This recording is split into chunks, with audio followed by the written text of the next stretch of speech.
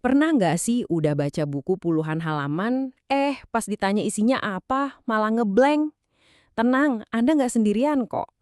Nah, di sini kita bakal bongkar gimana caranya mengubah kebiasaan membaca dari yang cuma sekedar lewat di mata, jadi benar-benar nempel di otak selamanya. Dan ternyata, masalah kayak gini tuh udah disadari loh sama Albert Einstein. Intinya dia bilang gini, kalau kita kebanyakan baca tapi otaknya jarang dipakai buat mikir, ya jadinya kita malah jadi pemalas dalam berpikir. Nah ini dia nih akar masalahnya. Kita sering banget kejebak jadi konsumen informasi, bukan pemilik pemahaman. Rasanya familiar banget kan, kita udah ngabisin waktu, mata udah capek ngeliatin tiap kata, tapi begitu bukunya ditutup, wush, isinya kayak nguap gitu aja. Tapi ini bukan berarti kamu bodoh ya, sama sekali bukan. Ini cuma pertanda, mungkin cara belajar kita selama ini yang perlu di-upgrade. Nah, fenomena ini sebenarnya ada namanya loh. Namanya itu ilusi belajar. Ini semacam jebakan yang bikin kita ngerasa produktif banget pas lagi asik nge-highlight tulisan pakai stabilo warna-warni atau baca ulang bab yang sama berkali-kali. Padahal otak kita sebenarnya nggak benar-benar nyerap apa-apa. Jadi kuncinya ada di sini nih, kita harus bisa bedain antara dua hal. Yang pertama, familiaritas. Ini tuh perasaan pas kita lihat sesuatu terus mikir, oh ini kayaknya pernah lihat deh, cuma sebatas kenal, pasif banget. Nah, lawannya adalah pemahaman.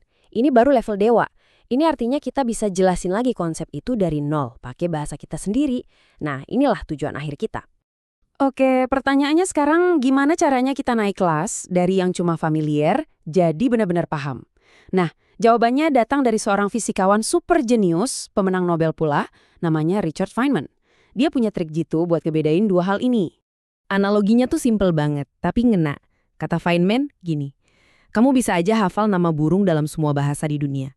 Tapi setelah kamu hafal semua itu, kamu tetap nggak tahu apa-apa soal si burung. Nah, sekedar tahu nama itu familiaritas. Tapi kalau kamu ngerti gimana burung itu terbang, cari makan, bikin sarang, nah itu baru namanya pemahaman. Oke, kita udah ngerti nih masalahnya. Sekarang, solusinya gimana? Nah, untungnya Feynman nggak cuma ngasih masalah, dia juga ngasih solusinya.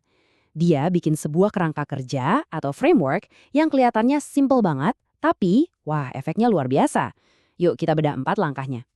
Gini intinya. Pertama, pilih satu konsep. Terus, paksa diri kamu buat ngejelasin konsep itu pakai bahasa yang super simple. Seolah-olah kamu lagi ngajarin anak kecil. Nah, pas kamu ngejelasin, pasti, dan saya jamin, pasti ada momen kamu bakal macet, bingung mau ngomong apa. Nah, momen macet inilah emasnya. Disitulah kamu nemuin lubang di pemahamanmu. Kalau udah ketemu, balik lagi ke buku, pelajari lagi bagian itu, terus coba jelaskan dari awal. Oke, sekarang kita fokus dulu ke langkah paling awal, tapi juga paling krusial. Gimana caranya terlibat aktif sama materinya? Karena gini, sebelum kita bisa membangun ulang sebuah ide, kita harus berdialog dulu sama ide itu. Membaca pasif sambil ngelamun, udah pasti nggak akan berhasil. Ada satu teknik klasik yang namanya keren, marginalia. Ini tuh sebenarnya ya seni mencoret-coret di pinggir halaman buku. Anggap aja kamu lagi ngobrol langsung, lagi debat sama si penulisnya. Kamu bukan lagi pembaca yang cuma nerima informasi, tapi jadi partner diskusi yang aktif. Terus apa yang ditulis di pinggir halaman? Ya apa aja. Kamu bisa nanya, ini maksudnya gimana sih? Atau, loh ini kan nyambung sama ide yang di bab sebelumnya. Atau bahkan ngebantah, kayaknya aku nggak setuju deh sama argumen ini. Tiap kali kamu nulis ringkasan kecil di pinggir halaman, sebenarnya kamu tuh lagi pemanasan buat proses rekonstruksi ide nanti. Tapi, setelah semua coret-coret dan interaksi itu, disinilah momen penentuannya. Ujian yang sebenarnya itu dimulai pas kamu tutup bukunya. Dan di depanmu cuma ada selembar kertas kosong. Pertanyaannya, bisa nggak kamu bangun ulang semua ide tadi dari ingatanmu doang? Ada kutipan bagus dari Mortimer Adler yang pas banget. Dia bilang, orang yang ngaku tahu sesuatu tapi nggak bisa ngejelasinnya, biasanya sih ya dia emang nggak tahu. Proses mengungkapkan ide, entah itu lewat tulisan atau omongan, itu ibarat filter kejujuran buat otak kita. Disitulah ketahuan kita beneran paham atau cuma ngira-ngira. Dan ini nyambung lagi ke langkah paling krusial dari metode Feynman, nemuin lubang pengetahuan kita. Momen pas kita lagi ngejelasin terus tiba-tiba berhenti dan mikir, tunggu, habis ini apa ya? Bagian ini gimana ngejelasinnya? Nah, itu bukan tanda kamu gagal, justru sebaliknya. Disitulah proses belajar yang sebenarnya baru dimulai. Anggap aja kertas kosong di depanmu itu cermin paling jujur sedunia. Dia nggak bisa dibohongin. Dia bakal nunjukin dengan jelas mana bagian yang udah bener-bener kamu kuasai dan mana yang ya masih burem atau malah bolong sama sekali. Jadi tolong banget ingat ini ya. Pas kamu merasa stuck atau buntu, itu bukan kegagalan. Itu adalah sinyal. Sinyal yang seolah-olah ngasih tahu kamu, "Woi, di sini nih harta karunnya. Ini loh bagian yang perlu kamu gali lebih dalam." Dengan semua ini, kita jadi bisa ngubah tujuan kita membaca.